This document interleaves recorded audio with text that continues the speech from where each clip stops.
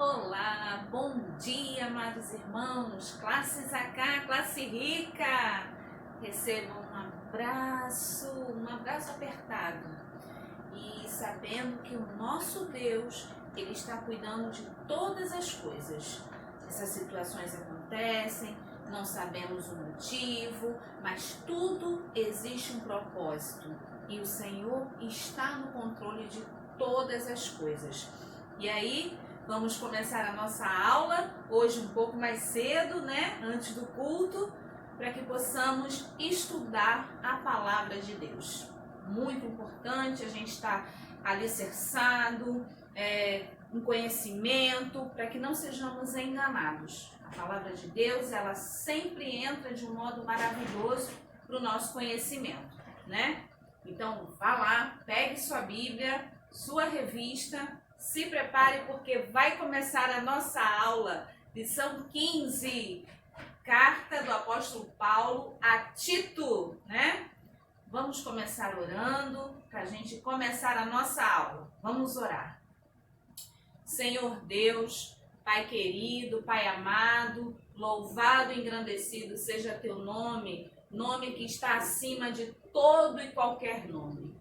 Senhor, nós te glorificamos, Pai. Nós te adoramos, Pai. Nós te exaltamos, Pai, porque tu és o Deus Todo-Poderoso. Louvado e engrandecido seja teu nome, Pai. Senhor, perdoa as nossas falhas, tira do nosso coração tudo aquilo que não te agrada, Pai. Senhor, nós te pedimos, Pai, que guarde cada família da classe, da igreja. Guarda, Pai, como tens guardado, Pai, apesar das lutas, das aflições, das dúvidas, mas sabemos e temos a certeza que o teu poder é maior que qualquer coisa, que qualquer vírus, que qualquer situação. Senhor, cuida dessa aula que iremos assistir. Não seja eu a falar, mas seja o teu Santo Espírito que venha até os nossos corações, para que possa nos constranger, para estarmos conforme a tua palavra. Muito obrigada, Pai, porque os recursos fazem com que possamos, mesmo à distância, estarmos juntos, em comunhão, aprendendo a tua palavra. Muito obrigada por tudo, Deus. Nós te agradecemos, te louvamos, te engrandecemos no doce nome do Senhor Jesus. Amém e amém. E aí, já pegou a sua Bíblia, sua revista? Ainda não? Corre lá, eu vou pegar a minha e vamos começar o nosso estudo de hoje.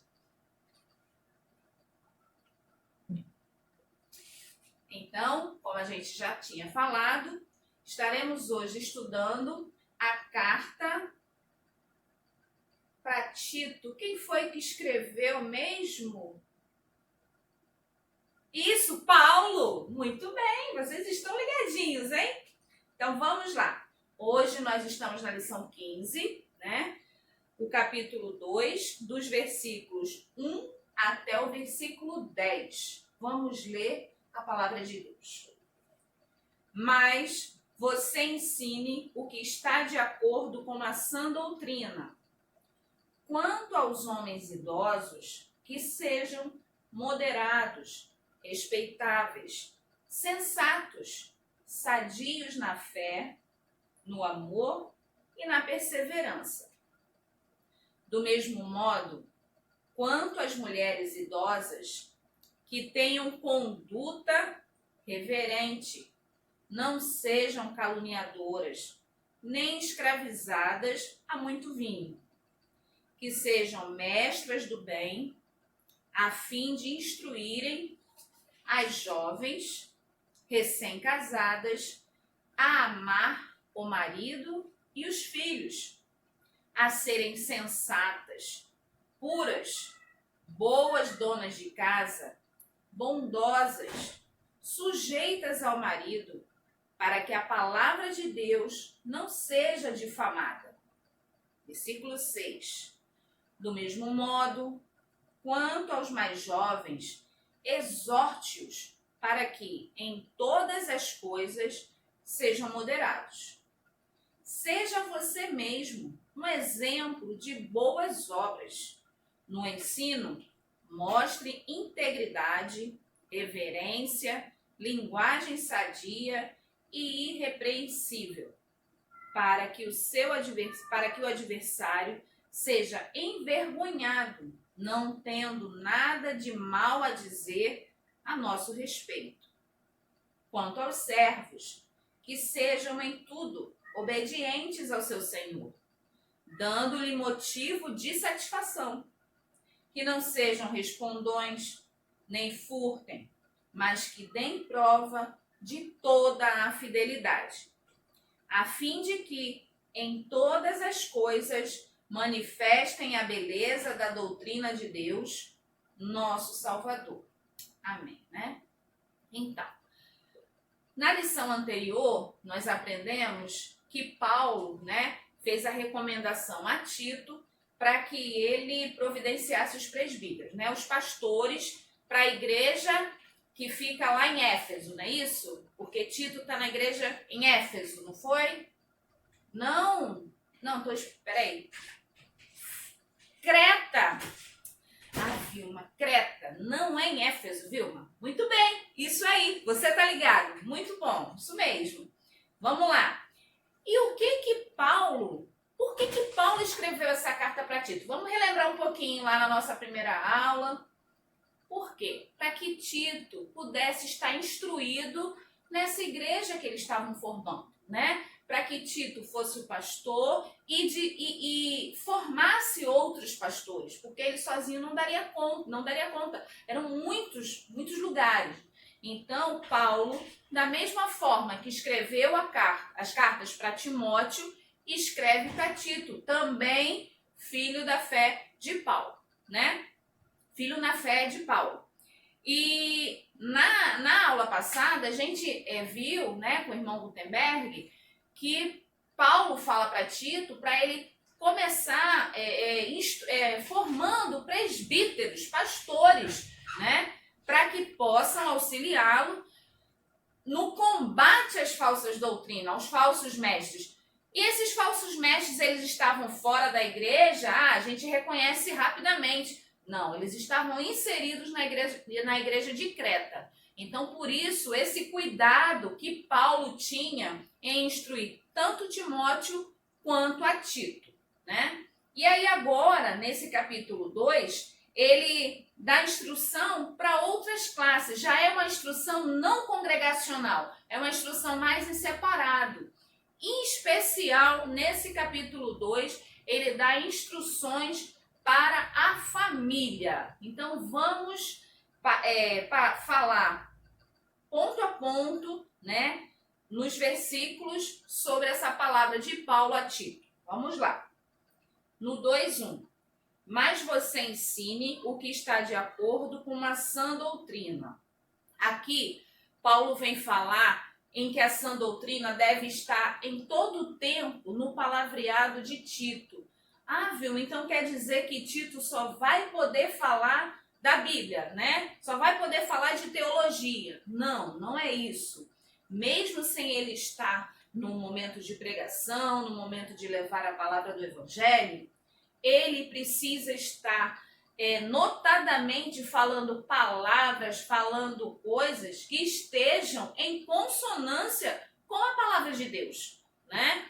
Não quer dizer só na parte formal, mas na parte do bate-papo, né? Recebe alguém na igreja, está conversando com alguma pessoa e aí ele vai ter uma conversa que seja sadia. Para quê? Mais à frente a gente vai ver que Paulo instrui de uma forma bem incisiva para que Tito se mantenha íntegro, se mantenha sensato, se mantenha dentro da palavra, porque ele quer que Tito, como ele mesmo, possa dizer que vocês sejam meus imitadores como eu sou imitador de Cristo, para que ele seja irrepreensível, para que ele possa levar o exemplo de uma liderança pautada na palavra de Deus, para que as pessoas que estão sendo lideradas por ele possam ter a certeza de que ele age conforme a palavra, não que ele só fala a palavra, mas que além dele falar, dele pregar,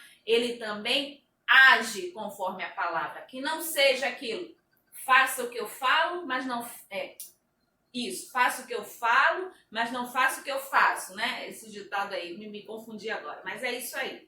Então, que Tito, ele esteja pautado de um modo irrepreensível, para que esses falsos profetas, para que os enganadores, eles possam olhar e falar, ué, mas vocês são pastoreados por aquele pastor ali? E não, aquele pastor ali, sei não, ele tem umas coisas que ele faz, ele fala muito bonito, mas ele faz coisas que não estão coerentes com o que ele fala. Então, Paulo, ele se preocupa muito com isso, não só com Tito, mas lá nas cartas de Timóteo também. Ele vem para que eles possam ser firmes, que eles possam ser íntegros. E aí a gente continua com o que ele fala das pessoas relacionadas à família. Vamos lá. Versículo 2. Quanto aos homens idosos, que sejam moderados, respeitáveis, sensatos, sadios na fé, no amor e na perseverança. Vamos lá, começando aqui, esse moderados, Paulo ele vem falar em relação a muitas coisas, inclusive ao beber vinho, né? Porque naquela época a gente sabe que o vinho, ele era uma bebida que era mais usual, né? Como se fosse um suco hoje em dia, isso naquela época. E aí, por quê? Por que isso acontecia? Porque a água, ela era contaminada. Então, para poder não passar tão mal por conta da água, eles fazem uso do vinho. Então, esses homens idosos, eles deveriam ser moderados, mas não apenas moderados no vinho. Eles deveriam ser moderados no falar, em tudo em que ele estivesse agindo. Ele deveria ter moderação, ter domínio próprio, ter autocontrole. É isso que Paulo vem falar a Timóteo. E aí vamos continuar. Além de serem moderados, eles deveriam ser respeitáveis. Esses homens idosos, crentes da igreja de Creta, eles deveriam ter uma postura em que os mais novos, né, outras pessoas, ou até outros mais velhos também, pudessem olhar para ele e ter respeito. Não esse respeito, olha, você me respeita, hein?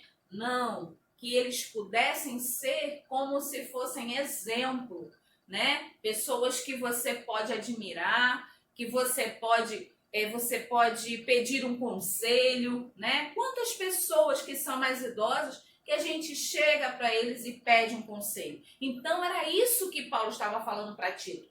Olhe, a família, ela deve ter essas categorias das seguintes formas. Ele começa a falar com os homens idosos, moderados, respeitáveis, que mais? Vamos ver aqui. Sensatos, né? Eles deveriam ter bom senso no agir, não deveriam ser desmedidos, não deveriam ser intolerantes, né? Ser sem controle no seu falar, no seu agir, no atuar num todo, né? E aqui, o que mais? Sadios na fé. Essa parte dos sadios, ele vem e contempla com 3 situações, com 3 coisas, com 3 questões. Eles deveriam já ser moderados, que falamos, respeitáveis, sensatos, sadios na fé, no amor e na perseverança. Na fé. Eles deveriam ser firmes naquilo que eles criam. Na fé em Cristo Jesus. Eles deveriam ter amor, saber como falar com o outro, saber como aconselhar, saber como trazer a pessoa para perto dele, para que ele possa instruir, né?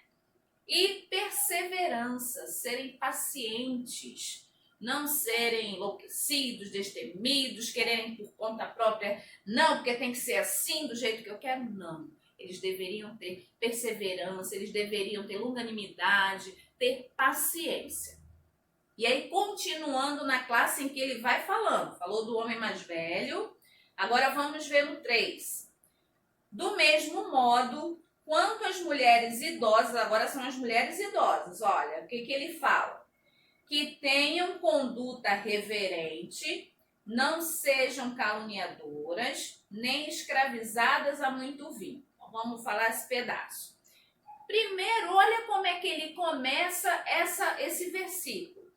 Do mesmo modo. Então, Paulo aqui, ele tem essa sabedoria, porque naquela época a gente sabe que a mulher não tinha essa questão de estar atuante como atualmente nós temos. Nós sabíamos que existiam questões em que a mulher era deixada de fora e Jesus, ele veio para acabar com isso, mas com ordem e decência, cada um cumprindo o seu papel conforme a palavra. E aqui nas mulheres idosas ele já começa do mesmo modo, como eu falei para os homens, vamos falar agora para as mulheres idosas.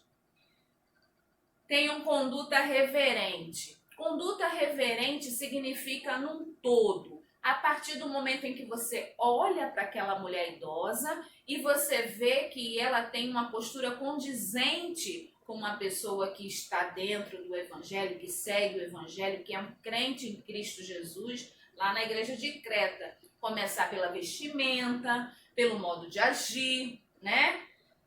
Uma vestimenta modesta, em que você tivesse uma pessoa que olhasse para ela, nossa, eu gostaria de ser como aquela pessoa. É o que a gente estava falando no começo, que Paulo fala, tanto com Tito como com Timóteo, que eles deveriam ser exemplos a serem seguidos como liderança. E cada uma dessas pessoas, no seu papel, também representa um papel de liderança. O marido, a esposa, os filhos, cada um no seu papel destinado conforme o Evangelho. Continuando aqui, gente. Do mesmo modo, quanto às mulheres idosas, que têm uma conduta reverente, não sejam caluniadoras, não sejam fofoqueiras, não fiquem falando aos quatro ventos. Ele ressalta muito isso, porque lá na comunidade em Creta, né, no local da igreja, a gente já falou há 2 aulas atrás, na aula passada também foi reforçado, que os cretenses eles tinham essa fama de serem mentirosos, preguiçosos. Então ele vem ressaltando que as mulheres não sejam caluniadoras, não falem coisas que não são devidas, né? O que mais aqui? E nem escravizadas a muito vinho, mesmo contexto que a gente falou dos homens. Que sejam mestras do bem. Isso é importante porque essas mulheres, elas vão ter essa parte de mestres, de ensinar para quem? Para quem que essas mulheres mais idosas, se portando de um modo coerente, de um modo correto, a quem elas vão ensinar? Vamos ver. A fim de instruírem as jovens recém-casadas a amar o marido e aos filhos. Então aqui Paulo vem falar, Tito, cada pessoa ela vai ter uma instrução para poder seguir dentro do Evangelho, porque a palavra diz assim, não sou eu que estou dizendo, é a palavra que fala. Os homens, os mais idosos, eles devem ser assim. As mulheres mais idosas, que a gente já está vendo agora, elas devem ser assim. E as mulheres a gente viu que é para poder, que elas possam ser conselheiras, que elas possam instruir, que elas possam ser mestres, que elas possam ensinar. E aqui ele ressalta bem, mestres no bem, né? A amar o marido e aos filhos, as novas, as recém-casadas, mais jovens, né? Que precisam de instrução. Como a gente sabe? A gente não vê uma pessoa mais jovem que está precisando de ajuda, de instrução, se ela olha para você. Deixa eu beber uma aguinha, gente.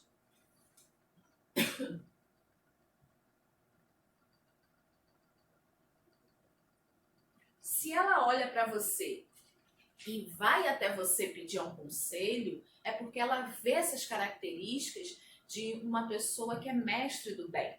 E isso ressalta que você está de acordo com a conduta que Cristo deixou para cada um de nós. Vamos lá, continuando aqui. As mais velhas, né, as mais idosas, devem ensinar as mais jovens, as recém-casadas, a serem sensatas, puras, boas donas de casa, bondosas, sujeitas ao marido, para que a palavra de Deus não seja difamada. Então vamos lá. Sensatas, serem coerentes, serem cautelosas, elas busquem aprender aquilo que elas não sabem para poder levar para o seu casamento, para dentro da sua família, coisas boas.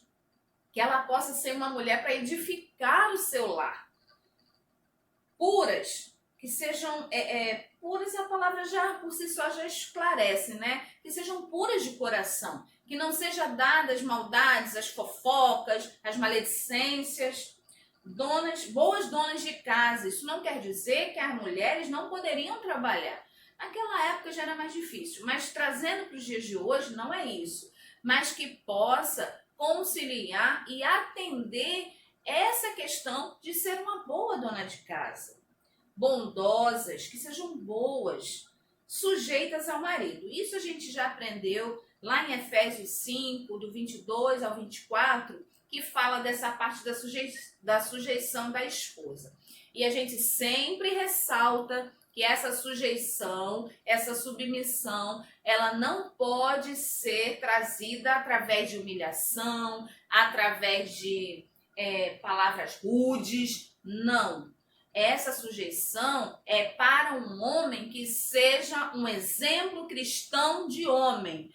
Do jeito que Cristo ama a igreja, o homem deve amar a sua mulher e ela a ser submissa. Por quê? Porque se ele dá vida pela sua esposa, como Cristo dá vida pela sua igreja, que mulher não vai querer estar sob o dirigir, né? Estar submissa às questões desse marido? Porque esse marido é um marido que tem o papel de um homem pautado na Bíblia. É isso que a gente sempre ressalta em relação a essa submissão. Para que não fique nenhuma dúvida, para que não crie um mimimi dizendo, mas essa é uma posição machista. Não tem nada disso, a gente já falou sobre isso na classe, a gente já esclareceu muitas vezes essa questão, né? Então vamos continuar aqui.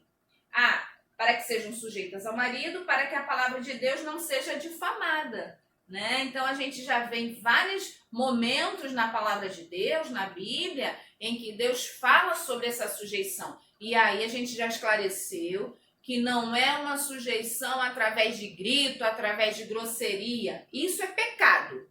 Isso não pode acontecer. Não é isso que o Senhor fala. É ser submissa àquele homem que cuida dela como Cristo ama a sua igreja. Continuando. Estamos no 6. Você está no 6 comigo? Quem quer ler? Não dá, né? Não dá para ler. Eu vou continuar lendo aqui, tá, gente? Do mesmo modo, quanto aos mais jovens, exorte-os para que em todas as coisas sejam moderados. Poxa, Vilma, Paulo falou tanto dos homens mais velhos, das mulheres mais velhas, das jovens, né, recém-casadas, e agora dos jovens vem falando tão pouquinho. Mas olha a grandiosidade dessas palavras que Paulo fala.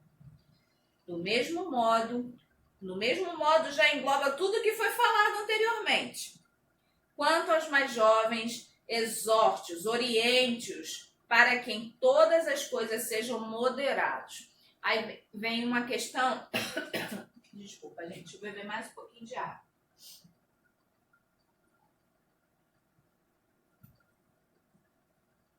Aí vem uma questão muito importante que seja dada para os jovens rapazes, né? Antes de contraírem matrimônio, de se casarem.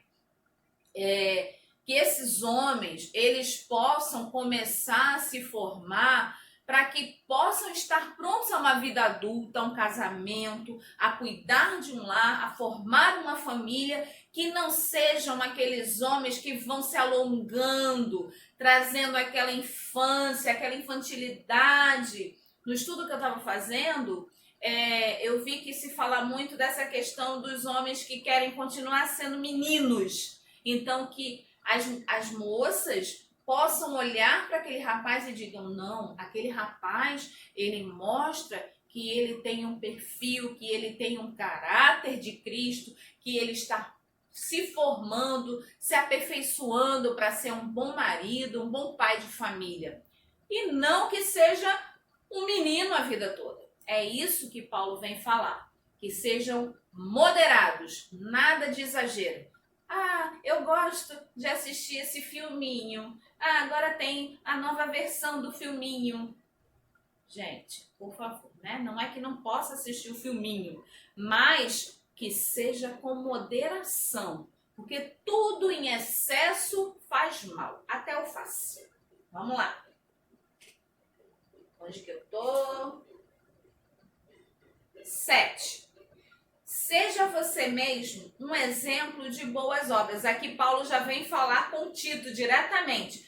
Você, Tito, tem que ser um exemplo de boas obras. Aquilo que eu falei lá atrás. Que Tito possa ter o caráter de Cristo como para que as pessoas olhem para Tito e vejam, nossa, eu tenho um líder que é um exemplo, que eu gostaria de ser como ele, porque ele tem o caráter de Cristo na vida dele. Ele segue aquilo que ele fala, ele não só fala, ele segue, ele seja irrepreensível, que ele possa ser um exemplo de liderança.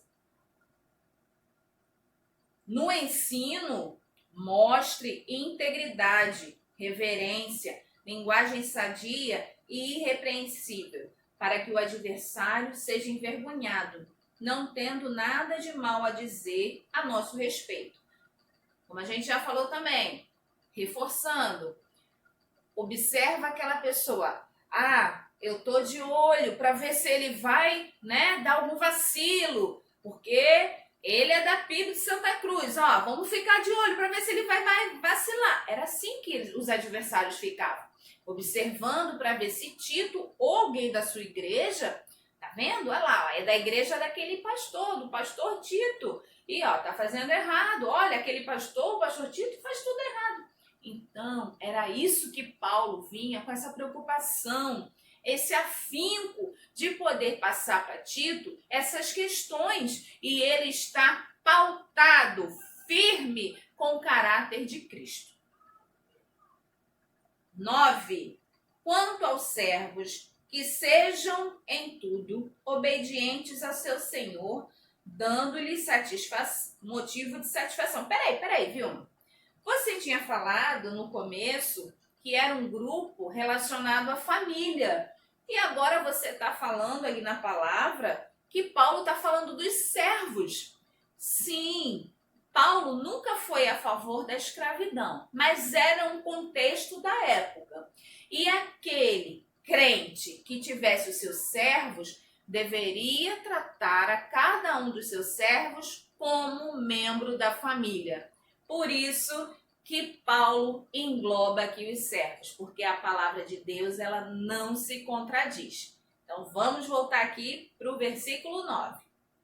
Quanto aos servos, que sejam em tudo obedientes ao seu Senhor, dando-lhe motivo de satisfação, que não sejam respondões, nem furtem, mas que deem prova de toda a fidelidade. Então aqui ele vem falar, a gente sabe naquela época tinha essa questão, dos escravos, do servo, que eram escravos. E para as famílias cristãs, esses servos cristãos também, ele fala a palavra sempre voltada para os cristãos, que eles, apesar de serem servos, eles não deveriam estar revoltados. Eles deveriam trabalhar com afinco, para que desse satisfação, para que dessem alegria para os seus patrões, para os seus patrões.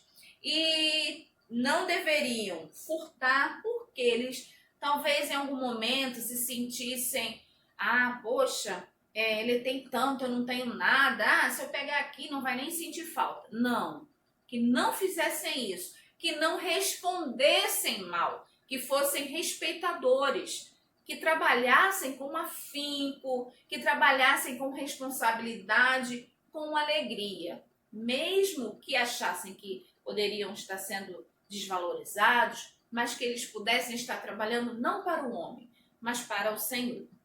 E aí aqui, como é? Nem furtem, mas que deem prova de toda a fidelidade, a fim de que em todas as coisas manifestem, olha a importância dessa postura conforme o Evangelho. Por que deveria trabalhar assim? Aí vem a resposta agora. Para que manifestem a beleza da doutrina de Deus, nosso Salvador. Porque diante daquele tratamento, daquela conduta de não responder, de não furtar, de trabalhar com afinco, quem seria exaltado? Não o servo, mas a quem ele servia. O Senhor. O Senhor que seria exaltado com aquela conduta. Então, agora vamos trazer para os nossos dias. No trabalho, que possamos trabalhar como se trabalhássemos para o Senhor. Poxa, Vilma, mas o salário é baixo, mais isso, mais aquilo. Mas nós, como servos do Senhor, devemos mostrar o quê? Aqui está a resposta. A manifestação, a beleza da doutrina de Deus, nosso Salvador. Então, amados irmãos, aprendemos hoje como deve ser o comportamento de cada um desses membros da equipe familiar, né? Então, que possamos levar isso para o nosso coração, para a nossa vida, que possamos agir conforme a palavra de Deus, né? E que bom, mais uma aula que concluímos. Espero que tenha sido uma aula muito boa para você, porque falou muito ao meu coração. O Senhor agiu grandiosamente. Temos preparado essas aulas para vocês com muito carinho, né? Nos organizamos para poder estar com vocês, mesmo de longe, mas estamos juntos. E principalmente, o ensino da palavra de Deus não pode parar. Temos visto que não está a igreja fechada, o templo fechado, mas existem uma igreja em cada casa. Isso é maravilhoso. E que o Senhor possa estar conduzindo tudo isso, né? A gente sabe que Ele está no controle de tudo e que possa acabar logo para a gente poder voltar a estar em comunhão. Mas sabemos que nosso Deus tem o controle de todas as coisas. Não vamos ficar temerosos, vamos ser confiantes e fazer tudo o que o procedimento pede. Lavar as mãos, álcool gel, usar máscara. E se puder, fique em casa, né? Então que seja um domingo abençoado. Daqui a pouco começa o nosso culto, que seja um culto para a glória do nosso Deus. Logo mais culto à noite também. E que o Senhor possa nos abençoar como tem nos abençoado e nos guardado. Irmãos queridos, um grande abraço para vocês. Tchau!